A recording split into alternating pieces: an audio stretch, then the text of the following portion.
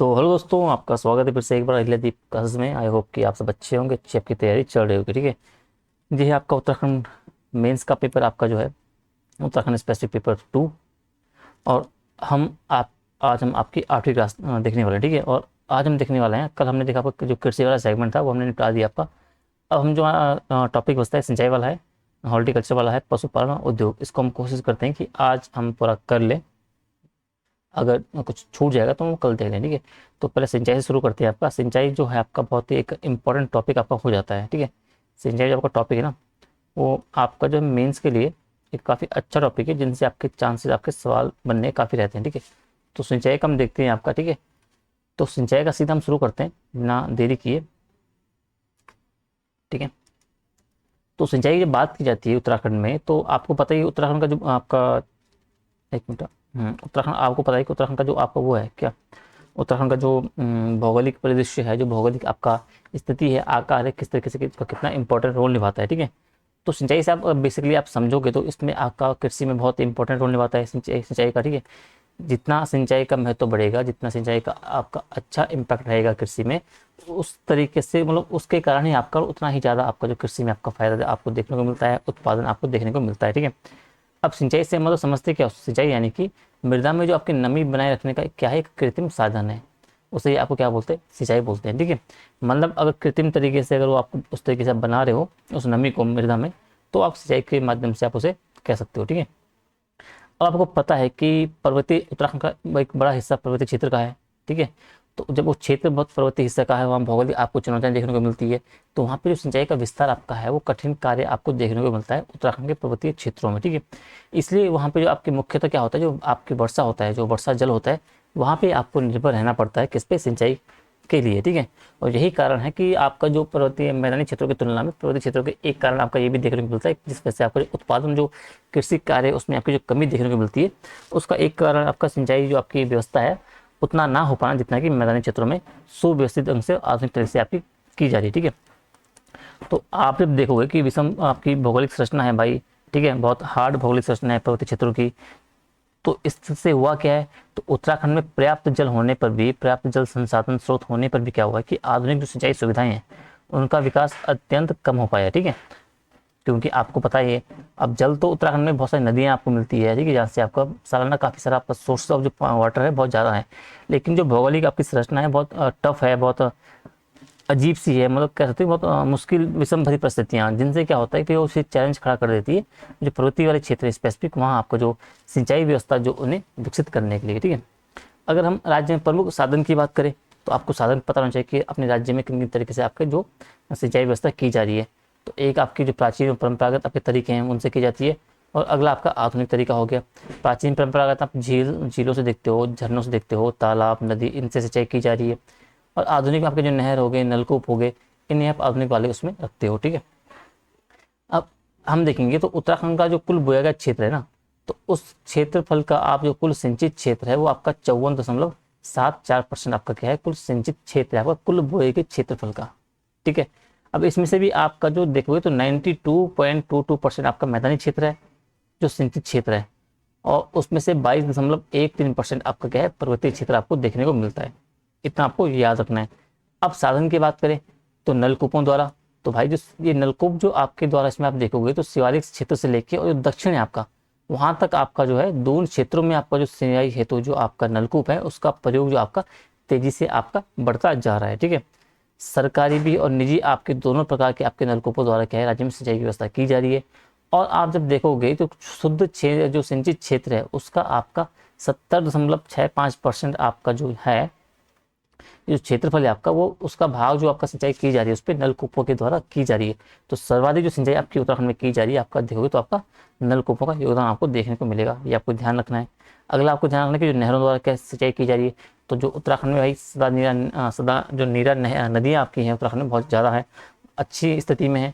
इसी कारण क्या है कि नहरों का विकास आपका अच्छा हो सकता है। ठीक है, लेकिन जो आपकी प्रक्रिया है काफ़ी खर्चीली आपको देखने को मिलती है, और उत्तराखंड की आपको जो विषम भू संरचना है, जो भौगोलिक संरचना है, इन दोनों के कारण क्या हुआ कि जितना इसका विकास होना चाहिए नहरों का, सदा निरंतर नदियाँ होने के बावजूद उतना विकास नहीं हो पाया है। ठीक है, कारण क्या है, आपका विषम भौगोलिक संरचना हो गई, जो प्रणाली आपकी बहुत खर्चीली हो गई, इन सब चीज़ों को लेकर। ठीक है, अब राज्य गठन के समय आप देखोगे तो राज्य में कुल 6,64 किलोमीटर आपकी नहर आपको देखने को मिल रही थी राज्य गठन के टाइम 2000 के आसपास की बात है, ठीक है। वर्तमान में आप देखोगे तो उत्तराखंड में 13,297 किलोमीटर से भी अधिक जो आपकी नहर है वो आपको राज्य में देखने को मिलती है, ठीक है। कुल सिंचित क्षेत्र की बात की जाए नहरों के द्वारा तो आपका 20.69% जो क्षेत्र है आपका, वो आपका सिंचाई इससे अधिक जो की जा रही है वो आपके नहरों के माध्यम से की जा रही है। तो ये आपको थोड़ा सा जानते रहना है। फिर आपका ड्रिप और स्प्रिंकलर सिस्टम भी आपको देखने को मिलता है कहीं कहीं। इससे पानी की उपलब्धता क्या है आपको, जहाँ पे जिन क्षेत्रों में पानी की उपलब्धता आपकी कम है वहाँ पे के लिए आपको फायदेमंद आपकी जो ड्रिप और स्प्रिंकलर सिस्टम आपका वहाँ पे रहता है, ठीक है। और सटीक इससे आपकी सिंचाई वगैरह होती है, ठीक है। अब ये क्या है कि औद्यानिक फसलों के लिए आपका जो सिस्टम होता है, जो औद्यानिक फसलों के लिए आपका जो सिस्टम है, ये ड्रिप और स्प्रिंकल सिंचाई वाला सिस्टम है, ये आपका काफ़ी फायदेमंद आपको देखने को मिलता है। किसके लिए? औद्यानिक फसलों के लिए। तो इन बातों को थोड़ा सा आपको ध्यान रखना है। अब जब हम नहर पढ़ रहे हैं तो आपको जो ऊपरी गंगा नहर है उसे थोड़ा सा जानते रहना है, ठीक है। ऊपरी गंगा नहर थोड़ा सा आपके लिए इंपॉर्टेंट हो जाती है, ठीक है, थोड़ा सा, ठीक है। तो ऊपरी गंगा नहर को आपको थोड़ा सा जानते रहना है, ठीक है। तो वही कि सबसे राज्य की सबसे पुरानी नहर है। 1842 से 1854 के टाइम पे अंग्रेजों के टाइम पे इसका निर्माण हुआ था। लॉर्ड डलहौजी ने इसका उद्घाटन किया था। और हरिद्वार के समीप आपका जो गंगा का दाहिनी क्षेत्र है, जो दाहिनी ओर से इसको निकाला गया है, कानपुर तक आपका जाती है, ठीक है। और उत्तर प्रदेश के साथ आपका जो हरिद्वार का आपका जो दक्षिण पश्चिम जो क्षेत्र है वहाँ पे एक बड़ा जो एरिया है आपका, उससे ऊपरी गंगा जो नहर है उससे आपका सिंचाई की जाती है। तो कुछ जो बेसिक इसके जो फैक्ट आपको है, जो बेसिक आपको जो इंपॉर्टेंस का है वो आपको थोड़ा सा पता होना चाहिए। क्या पता आपको 4 नंबर में आपका सवाल बन सकता है। और साथ ही जब आप अगर सिंचाई को लेकर आपका सवाल बने मुख्य परीक्षा में, तो आप इस बात का, इस नहर का भी वहाँ पे उल्लेख कर सकते हो अगर आप नहरों को वहाँ पे उल्लेख करते हो, ठीक है। ये तो आपको बेसिक जानकारी होगी। अब हम तो ये देखते हैं कि उत्तराखंड में जो सिंचाई योजनाएं आपकी चल रही है, जो नीतियां वगैरह कौन कौन सी चल रही है, ठीक है। अगर सिंचाई के ऊपर आपका आंसर लिखने को आ गया तो आप इनका वहाँ पे कोट कर सकते हो, ठीक है। तो पहला तो आपको पता है कि प्रधानमंत्री जो कृषि सिंचाई योजना आपको जो है राज्य के सेंटर की, वो राज्य में चल रही है। इसका उद्देश्य क्या है? तो जल उपयोग दक्षता को बढ़ाना है, जल स्रोतों का एकीकरण करना है। इसकी अंतर्गत आपके कुछ 2 योजनाएं आपके उप योजनाएं के रूप में आपकी चलाई जा रही है। एक तो आपका है पर ड्रॉप मोर क्रॉप, ठीक है। इसके में क्या है, जो सूक्ष्म सिंचाई प्रणाली आपकी जैसे ड्रिप सिस्टम हो गया, आपका स्प्रिंकलर सिस्टम हो गया, इनके लिए आपका वित्तीय सहायता दी जा रही है, ठीक है। माइक्रो इरिगेशन फंड आपका जो है IMF का नहीं, MIF का, तो ये आपका जो नाबार्ड के माध्यम से कम ब्याज दरों पर आपको जो ऋण उपलब्ध किया जा रहा है, किसमें? माइक्रो इरिगेशन फंड के तहत, ठीक है। तो इसको आपको थोड़ा सा जानते रहना है कि प्रधानमंत्री कृषि सिंचाई योजना का भी आपका इस क्षेत्र में, इस राज्य में आपको उपयोग देखने को मिल रहा है, ठीक है। सेकेंड आपको जो चल रहा है वह राष्ट्रीय सूक्ष्म सिंचाई मिशन आपका जो है, इसका उद्देश्य क्या है भाई? तो कृषकों को आपको जो है सूक्ष्म सिंचाई जो प्रणाली है उनके लिए प्रोत्साहन करना है, इसका एक प्रमुख उद्देश्य रखा गया है। लाभ क्या मिलेगा? तो कृषकों को आपको जो ड्रिप सिस्टम हो गया, जो स्प्रिंकल सिंचाई प्रणाली होगी, उनकी स्थापना के लिए आपकी सब्सिडी दी जा रही है। तो ये थोड़ा सा आपको राष्ट्रीय सूक्ष्म सिंचाई मिशन है, आपको थोड़ा सा पता होना चाहिए। जल जीवन मिशन क्या है भाई? उद्देश्य क्या है इसका? जो ग्रामीण क्षेत्रों में आपका जो हर घर से नल से आपकी जल की आपूर्ति की जा रही है। और इसका लाभ क्या मिलेगा? कृषि के लिए आपके जो जल स्रोत हैं उनकी उपलब्धता में वृद्धि संबंधित भी आप इसे लेकर देख सकते हो, ठीक है। 3 जो आपके ये मिशन और जो आपके प्रोग्राम है, इनको आपको सिंचाई से संबंधित आपको आंसर लिखोगे आप तो उसमें आपको इनका उपयोग करना है। शुरू के 2 जो आपके, इनका तो आपका मेंशन आपको करना ही करना है, ठीक है। ये तो हो गया उत्तराखंड में मतलब राष्ट्रीय स्तर का। अगर हम बात करें अंतर्राष्ट्रीय स्तर पर क्या आपका सहयोग चल रहा है, क्या कोशिशें की जा रही है, प्रयास किए जा रहे हैं, तो आपका जो जायका परियोजना है आपका जापान में, जापान जो अंतर्राष्ट्रीय सहयोग एजेंसी है उसके माध्यम से जो जायका परियोजना उत्तराखंड में चलाई जा रही है। तो ये उत्तराखंड का जो एकीकृत बागवानी विकास संवर्धन परियोजना है आपका, ये आपको पता ही है कि बागवानी से संबंधित है। इसका उद्देश्य क्या है? तो बागवानी फसलों के लिए आपको जो है उत्पादन क्षमता में वृद्धि करना है, जो मार्केटिंग होगा, जो विपणन प्रणाली हो गया, उसका क्या करना है? सुदृढ़ीकरण करना है, ठीक है। लाभ क्या मिलेगा? जो टिहरी आपका जो क्षेत्र हो गया और जो नैनीताल वाले क्षेत्र जो जिले हैं उनमें क्या आपका सिंचाई प्रणाली का सुधार इसमें भी इसके माध्यम से किया जा रहा है, जापान जो जायका परियोजना है इसके माध्यम से, ठीक है। और जब उद्देश्य इसका बागवानी फसलों के लिए जो उत्पादन क्षमता में वृद्धि करना है, इससे संबंधित है, तो इसके लिए फिर क्या करता है कि जो बागवानी फसल वगैरह है उसके लिए भी सिंचाई संबंधित जो प्रावधान और जो आपके कार्य वगैरह है आपको जायका के माध्यम से आपको देखने को मिलता है, ठीक है। अगला क्या है? तो अगला जब आप देखोगे तो अंतर्राष्ट्रीय जो आपका कृषि विकास आपका कोष है आपका IFAD, ये परियोजना आप देखोगे तो उत्तराखंड जो ग्रामीण आय है उसे दोगुना करने और जो जलवायु परिवर्तन के प्रति आपका जो है लचीलापन बढ़ाने की तरीके के लिए उस रूप में आपका एक परियोजना आपका जारी है। इसका लाभ क्या मिलेगा? तो कृषकों को क्या है कि जो जलवायु संवेदनशील कृषि प्रथाएं हैं उसके लिए क्या करना है? प्रशिक्षण देना है, वित्तीय सहायता देना है, तो इसलिए आपको थोड़ा सा इन बात को थोड़ा सा इंपॉर्टेंट रखना है, इस योजना को आपको थोड़ा सा देखते रहना है, ठीक है। विश्व बैंक की बात की जाए तो विश्व बैंक के माध्यम से उत्तराखंड जो जल आपूर्ति प्रणाली का सुधार है वो किया जा रहा है। इसका लाभ ग्रामीण क्षेत्रों में आपका 16 से 24 घंटे का आपका जो स्वच्छ जल आपूर्ति के लिए हो गया, जिससे कि आपका सिंचाई के लिए आपके जो जल स्रोत है उनकी उपलब्धता में आपकी वृद्धि आपकी होगी, ठीक है। तो इस बात को थोड़ा सा सिंचाई के संबंध में आपको थोड़ा सा ध्यान रखना है, ठीक है। तो इन योजनाओं को आप अपने जो सिंचाई वाला जो आपको टॉपिक आपको लिखने को आएगा, अगर आपका सवाल पूछे जाते हैं सिंचाई को लेकर, तो उसमें आप इस बात का उल्लेख कर सकते हो, इन योजनाओं का आपको स्कीमों का वहाँ पे उल्लेख करना होगा, ठीक है। तो ये कुछ बेसिक जानकारी हमने देखी, ठीक है।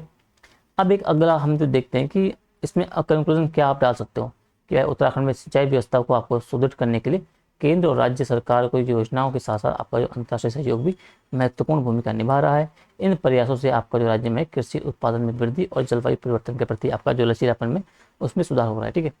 अब अगर बेसिक सवाल का अगर आपको लैंग्वेज बदल जाए, अगर आपसे पूछा जाए कि उत्तराखंड में जो सिंचाई व्यवस्था है उसकी चुनौतियाँ क्या हैं और समाधान को सुझाइए, तो इस रूप में अगर आपका सवाल बने तो इस रूप में भी आपको थोड़ा सा देख लेना, इन पॉइंट को भी देख लेना है, ठीक है। कि उत्तराखंड में सिंचाई की प्रमुख चुनौतियाँ क्या है भाई, और समाधान आपके इसी तरीके से। पहली चुनौती आपको सबसे पहली जो आपको पता ही है तो भौगोलिक आपकी है, जो भौगोलिक और जो जलवायु संबंधी चुनौतियाँ हैं। चुनौती क्या है, तो राज्य की जो पहाड़ी संरचना आपको पता है, जो असमान वर्षा वितरण आपको पता है, इसके कारण क्या हुआ, सिंचाई प्रणाली की स्थापना में आपकी कठिनाई हुई है बहुत अच्छी मात्रा में। समाधान क्या हो सकता है इसका, तो सूक्ष्म सिंचाई प्रणाली आपकी जो हो गई, ड्रिप और स्प्रिंकलर आपका जो हो गया, जो वर्षा जल संचयन आपका हो गया, चार खाल परियोजना आपकी चली थी वर्षा जल संरक्षण का लेकर, इन सब को लेके आप क्या है आपका जो चुनौती है इसका समाधान इसको आप टैकल कर सकते हो, ठीक है।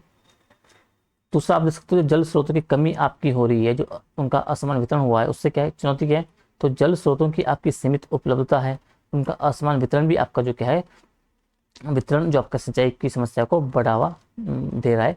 और साथ ही जो जल स्रोत आपके जो गायब हो रहे हैं उत्तराखंड के, वो भी एक चुनौती बनी हुई है, ठीक है। समाधान क्या सकता है, तो स्मार्ट जल प्रबंधन आपकी प्रणालियाँ उसे अपनाना है, जैसे जल पुनर्भरण की बात हो गया, जल संचयन की बात हो गया, आपका उन संरचनाओं का आपका निर्माण करना है। चार खाल वाला में अभी बोल रहा था, उसके साथ साथ अभी जो आपका सरकार के द्वारा कुछ टाइम पहले एक योजना चलाई गई है, कौन सा, सारा, ठीक है। तो उसका भी यहाँ पे आप उसका उल्लेख कर सकते हो, ठीक है। इस चुनौती के संबंध में सिंचाई प्रणालियों की अपर्याप्त और रखरखाव की बात है, तो चुनौती क्या है, पुरानी और जो अपर्याप्त सिंचाई प्रणालियाँ अभी भी राज्य में चली आ रही है, जिससे नहरों और नलकूपों की खराब स्थिति वगैरह हमें देखने को मिलती है। समाधान क्या होता है कि नहरें वगैरह हो गई, जो नलकूप हो गया, उनका नवीनीकरण किया जाना चाहिए, उनका रखरखाव रखा जाना चाहिए। साथ ही जो नई प्रणालियाँ उनका विकास करना चाहिए। रखरखाव वगैरह आप जो क्या है जो मनरेगा है उसका उपयोग यहाँ कर सकते हो, उसके तहत आप इनका रखरखाव और जो नवीनीकरण का आपका कर सकते हो, ठीक है। अगला है आपका जलवायु परिवर्तन और प्राकृतिक आपदाएं के संबंध में, तो चुनौती आप क्या है भाई, तो जलवायु परिवर्तन के कारण क्या हुआ कि वर्षा के पैटर्न में बदलाव हुआ है। प्राकृतिक आपदाएं जैसे आपकी बाढ़ हो गई, भूस्खलन हो गया, इनसे भी क्या होता है कि इम्पैक्ट आपका पड़ता है सिंचाई के साधनों पर, ठीक है। समाधान क्या होता है, तो जलवायु संवेदनशील जो कृषि प्रथाएं उनको अपनाओ भाई, ठीक है। आपदा प्रबंधन प्रणाली को सुदृढ़ करना है, आपका R&D में काम करना है, ये सब आपका क्या है इसका समाधान के रूप में आप देख सकते हो। अगला आप क्या देखना है आपको कि किसानों में आपका जागरूकता का अभाव है, प्रशिक्षण की आपकी बहुत कमी देखने को मिलती है। तो चुनौती आपको जो है कि कृषकों में आपको आधुनिक सिंचाई तकनीकों को और जो जल प्रबंधन के प्रति जागरूकता की कमी आपको बहुत ज़्यादा है उत्तराखंड में, वो भी पहाड़ी क्षेत्रों में तो बहुत ज़्यादा है। इसका समाधान वही है, और जो चुनौती है उसी को आपको पॉजिटिव में बताना, वो आपका समाधान हो जाएगा। यानी कि कृषकों के लिए आपको प्रशिक्षण कार्यक्रम आयोजित करना है, उन्हें आपको ज्ञान की नई चीज़ें बतानी है, तकनीकों से उनको अवगत करवाना है, ठीक है, सिंचाई तकनीकों से अवगत करवाना है। तो ये सब चीज़ें आपका क्या हो जाएगा, किसानों में जो आपका जागरूकता और जो प्रशिक्षण संबंधी चुनौती है उसके समाधान के रूप में आप में देख सकते हो। और जो वित्तीय संसाधनों की कमी भी आपको देखने को मिलती है, क्योंकि उत्तराखंड एक छोटा राज्य है, उसका बजट आप भी एक उतना बड़ा नहीं है, तो उसके लिए फिर आपको जो समस्त जरूरतों को, समस्त चुनौतियाँ वगैरह जो राज्य में फैली हुई है, शिक्षा स्वास्थ्य के अलावा जो सिंचाई वगैरह है, तो फिर इनके लिए फिर क्या होता है कि आपको बजट का एक उतना हिस्सा मिल नहीं पाता प्रॉपर, जो उनके विकास या उनके लिए एक सपोर्ट दे सके। तो सिंचाई परियोजनाओं के लिए आपको जो आवश्यक वित्तीय संसाधन है उनके में आपकी कमी देखने को मिलती है, ठीक है। समाधान क्या हो सकता है, तो केंद्र हो गया, राज्य सरकारों से आपको जो वित्तीय सहायता प्राप्त करना हो गया, सार्वजनिक निजी भागीदारी, हाँ इसको आपको बहुत जो ऐड करना है, ठीक है। PPP मॉडल को सिंचाई में आप जोड़ सकते हो। बाकी अंतर्राष्ट्रीय सहयोग हो गया आपका, इसके अलावा जो आपकी संस्थाएं वगैरह हो गई, जो आपके NGO वगैरह हो गए, उनसे भी आप हेल्प ले सकते हो, ठीक है। तो ये कुछ मैंने कोशिश की आपको, जो सिंचाई वाला थोड़ा सा बड़ा हो गया आपको टॉपिक, ठीक है। कितने मिनट हो गए, 14 मिनट हो गए। और कोई नहीं, आपकी अंडरस्टैंडिंग जो है अच्छी डेवलप हो गई सिंचाई को लेकर, ठीक है। तो अगर अब आपको सिंचाई व्यवस्था पे आपका सवाल बनता है उत्तराखंड में, तो आई होप कि आपको कुछ वो छूटेगा नहीं, ठीक है। अब फटाफट से हम देखते हैं आपका अगला टॉपिक उद्यानिकी ये बोर्ड है, हॉर्टिकल्चर आपका बोर्ड है, ठीक है। तो हॉर्टिकल्चर में मैंने आपका नोट्स पहले से आपके जो रेडी हैं उनको प्रॉपर तरीके से एक्सप्लेन करेंगे, ठीक है।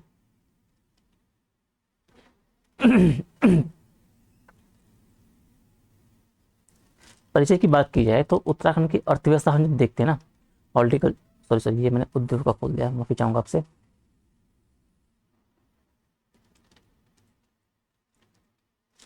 और याद रखना कि जितना मैंने ये आपके नोट्स बना के ना, जितना मैं आपको लिखा रहा हूँ, इतना ही सफिशियंट है आपके मेंस के लिए। अगर आपने इतना भी आपने कैरी कर लिया अपने मेंस तक, तो ये मोर देन सफिशियंट है अपने मेंस के लिए। तो ज़्यादा आपको लोड लेने की जरूरत नहीं है, मैं टॉपिक वाइज करवा रहा हूँ। टॉपिक में जितना कंटेंट दे रहा हूँ वो बहुत ही ज़्यादा आपको है मेंस के परस्पेक्टिव, आपको बस अच्छे से उस पर आपको समझ विकसित करनी है, ताकि आप क्या हो अपने आंसर में उस चीज़ को वहाँ पे ला सको, ठीक है। तो बागवानी की जब बात की जा रही है आपकी, औद्यानिकी या ऐसे देखिए कृषि बोलते हैं, हॉर्टिकल्चर ही बोलते हैं, तो ये क्या है, तो उत्तराखंड बागवानी मिशन, ठीक है। तो हम शुरू से जब देखेंगे तो राज्य में आप देखते हो जो बागवानी विकास है उसकी आपकी अनेक संभावनाएं आपने आपको जो है राज्य में देखने को मिलती है।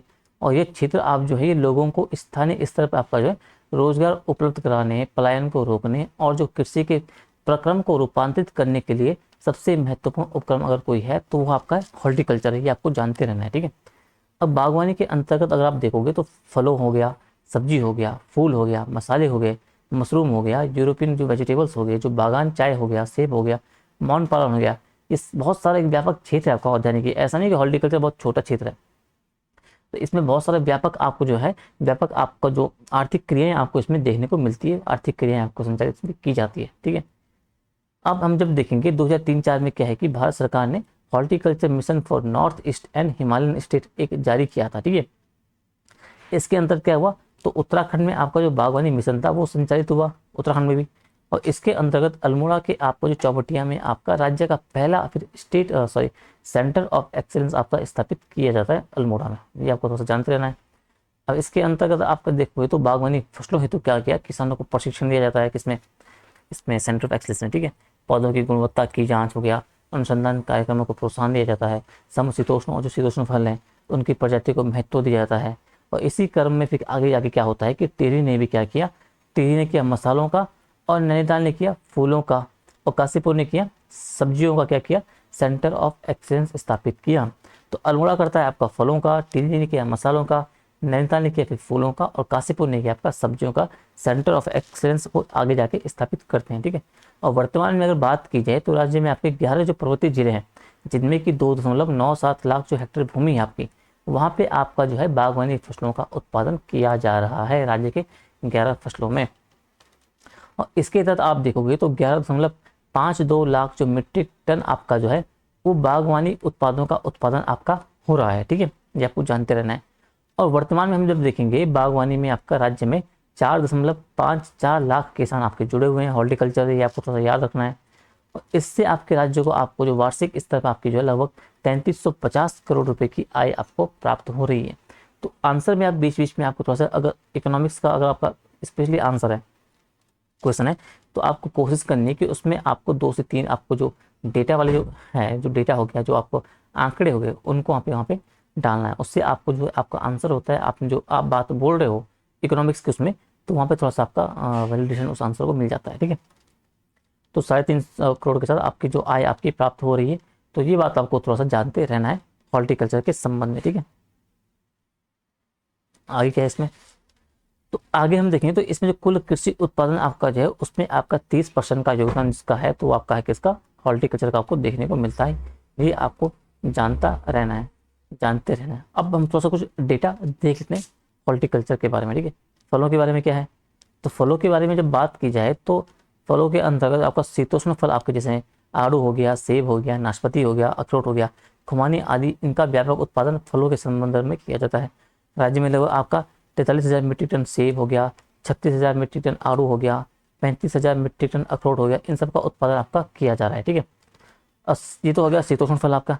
और समशीतोष्ण फलों के अंतर्गत आप जब देखोगे तो आम हो गया, लीची हो गया, माल्टा हो गया, अमरूद हो गया, ठीक है, इनका उत्पादन हो रहा है। इसमें क्या है, तो भाई इसमें आपका हो गया 1.1 लाख मीट्रिक टन आपका आम का हो गया, आपका 20,000 मीट्रिक टन आपका लीची का उत्पादन हो गया, और 37,000 मीट्रिक टन आपका नींबू का, आपको जो नींबू वर्गीय आपके माल्टा मौसमी इनका उत्पादन हो गया। और वर्तमान में आप जब देखोगे जो उच्च मूल्य फसल के अंतर्गत आपके जो है कीवी और चंदन का जो बागान भी है वो भी स्थापित किए जा रहे हैं, और उन पे भी आपका बल दिया जा रहा है। इसको आपको थोड़ा सा जानते रहना है। अगर आपका जोर दे के बोल रहा और हॉर्टिकल्चर आपका सवाल आता है तो इन डेटा का आपको वहाँ पे विशेष रूप से आपको उल्लेख वहाँ पे करना है, ठीक है। बागवानी में सब्जियों की बात की जाए तो सब्जियों के अंतर्गत आपका मटर हो गया, आलू हो गया, फ्रासबीन हो गया, आपका बंद गोभी हो गया, पत्ता गोभी, टमाटर आदि का व्यापक पैमाने पर उत्पादन हो रहा है। वर्तमान में आप देखोगे तो 1.8 लाख मीट्रिक टन आलू हो गया, 82,000 मीट्रिक टन मटर हो गया, 62,500 मीट्रिक टन आपका टमाटर हो गया, और लगभग 75,000 जो मीट्रिक टन आपका बंद गोभी और फूल गोभी का उत्पादन आपका राज्य में हो रहा है, ठीक है। इसके अतिरिक्त राज्य में क्या है, यूरोपीय जो वेजिटेबल्स हैं इनका आपको उल्लेख करना है। तो राज्य में जो यूरोपीय वेजिटेबल्स के अंतर्गत आपका जो ब्रोकली वगैरह हो गया, चाइनीज जो कैबेज हो गया, आपका न्यूजीलैंड का पालक हो गया, लाल बंद गोभी हो गई, स्प्राउट्स आपके हो गए, इन सभी का भी आपका जो 80 हेक्टेयर भूमि में आपका जो उत्पादन किया जा रहा है। किसका? आपका जो यूरोपियन आपके जो वेजिटेबल्स हैं उनका, ठीक है। कहाँ? नैनीताल आपका हो गया, देहरादून आपका हो गया, हरिद्वार जनपद जो आपके प्रमुख आपके जो क्या है सब्जियों के उत्पादन में आपको जो वेजिटेबल आपको हैं यूरोपीय सब्जियों के उत्पादन में आपको देखने को मिल रहे हैं, ठीक है।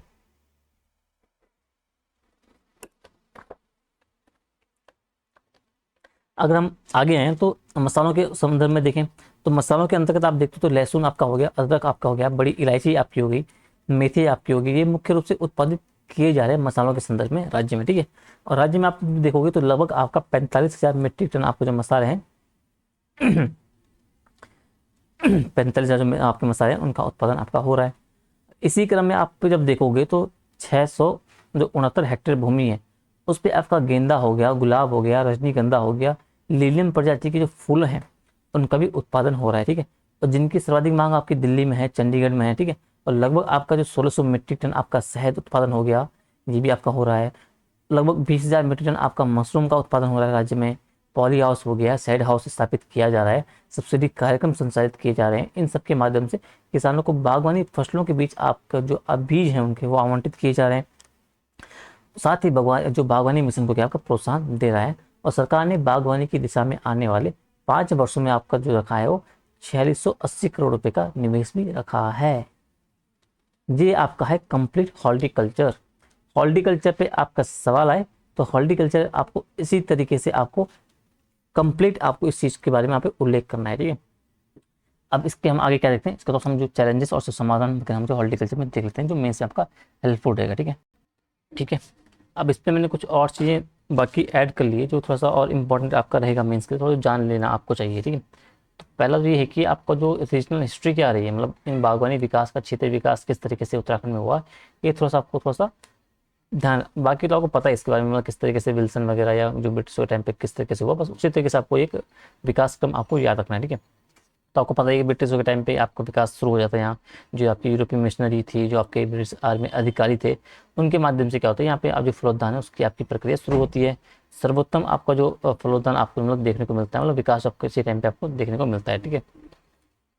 जो विल्सन नामक अंग्रेज था, ठीक है, वो नैनीताल में आपका रामगढ़ में आपका जो एक सेब के फलों का जो पौधों का रोपण करता है, ठीक है। सर्वप्रथम आपको वहीं देखने को मिलता है। उसके बाद आलू की खेती हो गई, मतलब बाकी सारे चीज़ों के रूप में आपको चीज़ों को देखने को मिलती है उत्तरकाशी में, बाकी सब चीज़ों का आपको उल्लेख करना है, ठीक है। इसके बाद विल्सन के बर्न हो गए, जो एलन हो गया, जो स्मिथ हो गया, इनके द्वारा भी क्या किया गया, फलों की जो व्यापारिक खेती थी उसको बढ़ावा दिया गया, उसमें विकास आपका किया गया। उसी का आगे फिर क्या होता है 1932 में आपका चौबटिया में आपका जो पर्वतीय फल जो आपका शोध केंद्र था उसकी स्थापना होती है, ठीक है। फिर वही क्या करता है आपका जो फल उत्पादन स्थल चयन करता है, खाद संबंधी, मृदा संरक्षण, वृक्षों की छटाई वगैरह, बीमारियों की रोकथाम संबंधी सभी काम वो इसके द्वारा इस टाइम पे किए गए थे। फिर कालांतर में धीरे धीरे चीज़ें और आगे बढ़ी, फिर धीरे धीरे आपका जो आपके उप केंद्र और थे उनकी स्थापना की जाने लगी। उत्तरकाशी हो, आपका जो रानीखेत हो, पिथौरागढ़ हो, चक्राता हो, इन क्षेत्रों में भी क्या किया कि फलोद्यान संबंधी आपके जो उप केंद्र थे उनकी स्थापना भी की जाने लगी, ठीक है। तो ये आपको थोड़ा सा विकास क्रम आपको, तो अगर आप अपना आंसर शुरू करोगे तो आप इन पॉइंट्स को वहाँ डाल सकते हो ताकि एक आपको एक फ्लो बन सके, और फिर आप इसे जाके जोड़ दोगे वर्तमान स्थिति में उत्तराखंड में जो हमने ऊपर पढ़ा आपका, ठीक है। अब प्रमुख योजना नीति हम थोड़ा देख लेते हैं कि इस संबंध में क्या योजना नीतियां सरकार के द्वारा चलाई जा रही है, ठीक है। तो उत्तराखंड में आपका हॉर्टिकल्चर के क्षेत्र में प्रोत्साहित करने के लिए राज्य सरकार और केंद्र के द्वारा मिलकर कई योजनाएं और नीतियां आपकी लागू की गई है। इन योजनाओं का उद्देश्य क्या है? किसानों की आय में आपको वृद्धि करना है, कृषि उत्पादों की गुणवत्ता में सुधार करना है और राज्य की जो कृषि अर्थव्यवस्था है उसको एक मजबूत स्तंभ प्राप्त करना है औद्यानिकी के माध्यम से। ठीक है, पहले आप देखोगे तो सेब की जो अति सघन जो बागवानी योजना है उसका भी आपका चलन यहाँ मतलब योजना आपकी चल रही है। इसमें उद्देश्य क्या है आपका? जो सेब की उत्पादन क्षमता आपको वृद्धि करना है, किसानों को अधिक से अधिक आपको लाभ देना है, किसानों को आपको 60% तक आपका अनुदान प्रदान किया जा रहा है। इसके तहत मुख्य रूप से आपका जो कुमाऊं क्षेत्र के पहाड़ी इलाकों में से लागू किया जा रहा है। ठीक है, उत्तरकाशी वाला क्षेत्र हो गया। कीवी नीति की बात की जाए तो आपका जो उत्तराखंड कीवी पॉलिसी आपकी है 2025 से लेकर 31 तक जो चल रही है, कीवी की खेती को बढ़ावा दिया जाना है, किसानों की आय में वृद्धि आपको करना है। ठीक है, राज्य सरकार क्या कर रही है? 70% तक आपका अनुदान प्रदान कर रही है कीवी नीति के तहत। लागू क्षेत्र आपका 11 जिले हैं, हरिद्वार और उधम सिंह नगर को छोड़कर आपका जो शेष 11 जिले में यह योजना आपकी लागू है। लागत प्रति एकड़ लगभग 12 लाख रुपए तक का आपका इसमें प्रावधान आपको देखने को मिल रहा है। ठीक है, मुख्यमंत्री एकीकृत बागवानी विकास योजना को आप देख सकते हो। तो इसका उद्देश्य क्या है? जो बागवानी फसल है उनका उत्पादन क्षमता में वृद्धि करना, उनके विपणन में आपको सुधार करना है। लाभ क्या है? किसानों को विभिन्न बागवानी फसलों की खेती के लिए अनुदान देना है, तकनीकी सहायता प्रदान करना है। ठीक है, राज्य के विभिन्न जिलों में आके आपकी जो योजना है आपकी विकास योजना आपकी लागू की जा रही है। इसके अलावा प्रधानमंत्री सूक्ष्म खाद्य उद्यम उन्नयन योजना आपकी एक, जिसके माध्यम से सूक्ष्म जो खाद्य प्रसंस्करण इकाइयां हैं उनकी स्थापना और उन्नयन की जा रही है। जो लाभ क्या है? तो किसानों और उद्यमियों को ऋण और अनुदान प्रदान किया जा रहा है। राज्य के विभिन्न जिलों में आपकी जो है अभी योजना आपकी लागू की जा रही है। आपको जो मधुग्राम योजना आपको पता ही होगा, हाल ही में चर्चा में बनी हुई है। तो मधुमक्खी पालन को बढ़ावा दिया जा रहा है, किसानों की आय में वृद्धि करना इसका एक प्रमुख उपयोग उद्देश्य है। किसानों को मधुमक्खी पालन के लिए आपको प्रोत्साहन करना, अनुदान देना, प्रशिक्षण प्रदान करना इसका एक प्रमुख उद्देश्य है, इसका लाभ है।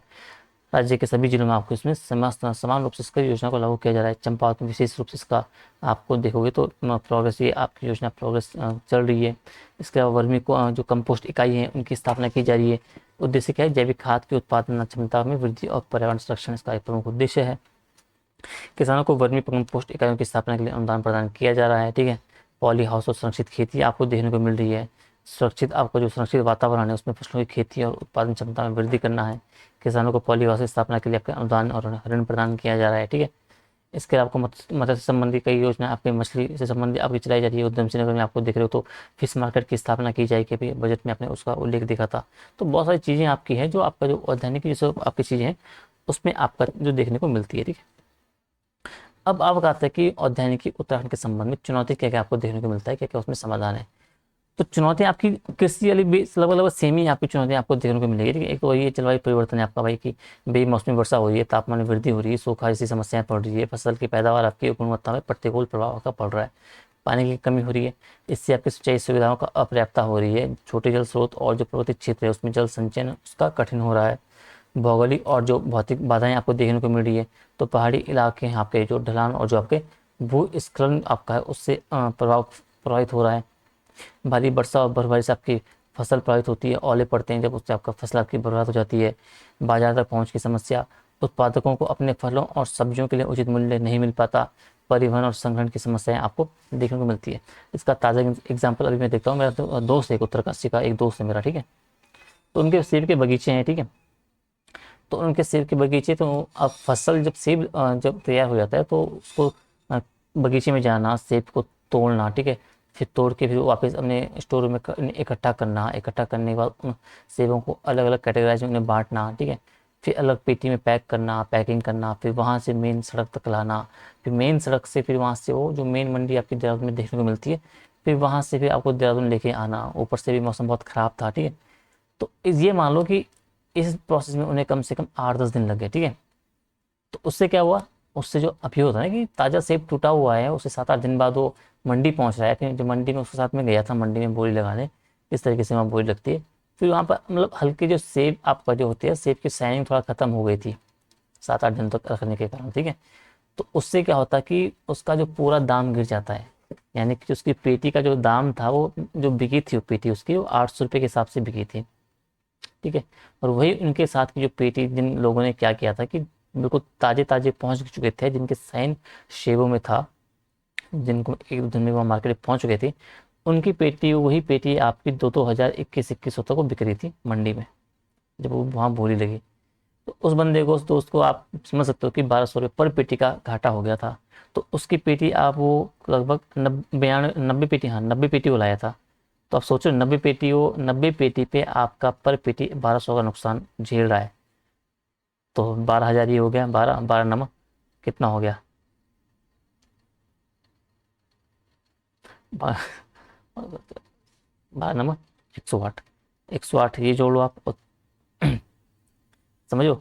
तो मतलब उसे मतलब एक भारी नुकसान देखने को मिला। ठीक है, तो कहने का मतलब ये है कि अगर आप बाजार तक की पहुंच की समस्या जो बनी हुई है आपकी, ठीक है, अगर इसमें आपका समाधान आप लाते हो, इसमें अगर कुछ कार्य करते हो, तो किसानों को जो है, जो आपके कृषक है, उनको थोड़ा सा फायदा मिल सकता है इस संबंध में। ठीक है, तकनीकी जानकारी का अभाव है, तो जो आधुनिक कृषि तकनीक है आपका, जो सुरक्षित खेती आपका हो गया, पॉली हाउस हो गया, इनकी जानकारी क्या है आपको सीमित है। पहाड़ी क्षेत्रों जो पर्वतीय किसान है उनको तो बिल्कुल ही सीमित जानकारी आपको देखने को मिलती है। कीट और रोग की बात की जाए तो सेब हो गया, कीवी हो गया, आलू हो गया, इन फसलों में रोग और कीट के माध्यम से भी एक चुनौती आपकी बनी हुई है। फसल की गुणवत्ता से भी आपका क्या उत्पादन पर असर पड़ता है। वित्तीय बाधाएं आपकी लगी हुई है, नए बाग लगाने, संरक्षित खेती करना, वहाँ मशीनें लगाना, वहाँ दवाई डालना, ये बहुत ही ज़्यादा बहुत खर्चा वाला काम है। और ऋण और अनुदान की जानकारी भी कमी भी है, और कहीं ना कहीं भ्रष्टाचार भी आपको देखने को मिलता है इन अनुदान और सब्सिडी में भी। ठीक है, समाधान के रूप में आप तो क्या कर सकते हो, एक तो जलवायु अनुकूल फसलें आपको उगानी है भाई। कीवी आपका हो गया, ड्रैगन फ्रूट, सेब, अदरक जैसे जो जलवायु अनुकूल फसलें उनको उगाना है। जो सिंचाई और जल संरक्षण आपको करना है, प्रधानमंत्री कृषि सिंचाई योजना आपकी हो गई। जो सूक्ष्म सिंचाई आपकी ड्रिप और स्प्रिंकलर योजना होगी, तालाब, बोरवेल और बारिश के पानी का संचयन करना है। चाल खाल योजना को प्रोत्साहन देना है। संरक्षित खेती करनी है भाई, पॉली हाउस और नेट हाउस तकनीक आप इस्तेमाल करनी है। उत्पादन में वृद्धि और मौसम से बचाव, आपको इस बात का ध्यान रखना है। तकनीकी प्रशिक्षण किसानों को, बागवानी तकनीकी आपका हो गया, जो रोग प्रबंधन आपका हो गया, जैविक खेती का प्रशिक्षण देना है। समय समय पर आपको सम्मेलन स्थापित करनी है, आपको बैठक संगोष्ठी आपको स्थापित करनी है, जन जागरूकता कार्यक्रम आपको चलाना है। कृषि विज्ञान केंद्र आपका हो गया, किसान प्रशिक्षण केंद्र की आपको सहायता देनी है। आपको मीडिया का इस्तेमाल करना है, डिजिटल मीडिया हो गया आपका, जो मोबाइल ऐप्स, इनका भी उपयोग आप कर सकते हो। बाजार और जो विपणन नेटवर्क, आपको जो मार्केटिंग जो आपका लिंकेज है उसको आपको अच्छा करना है। हाट व्यापार जो आपका है, सीधी बिक्री, ऑनलाइन मार्केट प्लेस आपको करना है। ठीक, कोल्ड स्टोरेज आपको बड़े ज़्यादा ज़्यादा आपको बनाने हैं। सहकारी समितियों के माध्यम से आपको मूल्य सुनिश्चित करना है। ठीक है, वित्तीय सहायता योजनाएं की भी नीति आपकी होगी। एरोमा रेगुलेशन पॉलिसी, एरोमा नीति हमने ऊपर पढ़ा था। ठीक है, मुख्यमंत्री एकीकृत बागवानी विकास हो गया, अनुदान, सब्सिडी, ऋण सुविधा, इन सब का अच्छे से आपको काम करना है, भ्रष्टाचार को कम करना है। इसके अलावा जो कीट और जो रोग नियंत्रण है आपका, जो जैविक और जो रासायनिक कीट नियंत्रण पर काम करना है। इंटीग्रेटेड आपका जो पेस्ट मैनेजमेंट आपका है, उस तकनीक को आपको अपनाना है। तो इन सब तकनीकों के माध्यम से आप क्या कर सकते हो कि आपका जो उत्तराखंड में औद्यानिकी है उस पर एक अच्छा काम कर सकते हो, उसमें एक अच्छा रिजल्ट आपको दे सकता है। जहाँ आपको 30% अभी दे रहा है, उससे बढ़ के आपकी क्या एक ज़्यादा परसेंटेज आपको उत्तराखंड की कृषि में आपका अपना योगदान दे सकता है। ठीक है, तो क्लास आपकी 32 मिनट की हो गई है। ठीक है, तो औद्यानिकी आपका हो गया है। अब उद्योग वाला जो आपका सेगमेंट है वो थोड़ा काफ़ी बड़ा है, तो अभी तो हो नहीं पाएगा। पशुपालन अगर बहुत बड़ा है, पशुपालन हमें आपका डेयरी से लेके और सब चीज़ देखनी पड़ती है। ठीक है, तो कल हम कोशिश करेंगे, कल आपकी 35 से 40 मिनट की क्लास और लूँगा मैं, उसमें आपका जो पशुपालन हो गया, आपका जो उद्योग हो गया, इसको मैं कंप्लीट करा दूंगा। ठीक है, मेरा कोशिश यही है कि आपका सिलेबस जल्दी जल्दी फटाफट हो जाए। ठीक है, थोड़ा टाइम तो लग रहा है क्योंकि सिलेबस काफ़ी बड़ा है नहीं, पर मैं कोशिश कर रहा हूँ कि जितना मैंने कहा था 45 से 50 क्लास में आपको उत्तराखंड, क्योंकि बड़ा पेपर है तो उतना टाइम तो आपको लगेगा। ठीक है, कवर करने में। हम्म, तो ठीक है, अगर आपको क्लास पसंद आई हो, आप कुछ हेल्पफुल रही हो, वीडियो से आपको कुछ मदद मिल रही है, आपकी तैयारियाँ कुछ चेंजेस आपके आ रहे हो, तो वीडियो को लाइक शेयर कमेंट जरूर करें, और चैनल को सब्सक्राइब आपको जरूर करना है आपको। ठीक है, आपको अपनी फीडबैक देने की किस चीज़ों में आपको सुधार चाहिए, क्या क्या आपको हेल्प और चाहिए, और बच्चों को आपको शेयर करना है। जो बच्चे भी मेंस की प्रिपरेशन कर रहे हैं, जो करना चाह रहे हैं, जो अभी 26 का अटैम्प्ट सोच रहे हैं, उनके साथ भी आप चैनल को शेयर कर सकते हो, सब्सक्राइब करवाने के लिए आप कोशिश कर सकते हो। ठीक है, तो ठीक है, जल्दी मिलते हैं आपको कल सुबह उत्तराखंड के फर्स्ट पेपर के साथ। तब तक के लिए अपना ध्यान रखिए, अच्छे से अपनी तैयारी करिए। Tata, bye bye.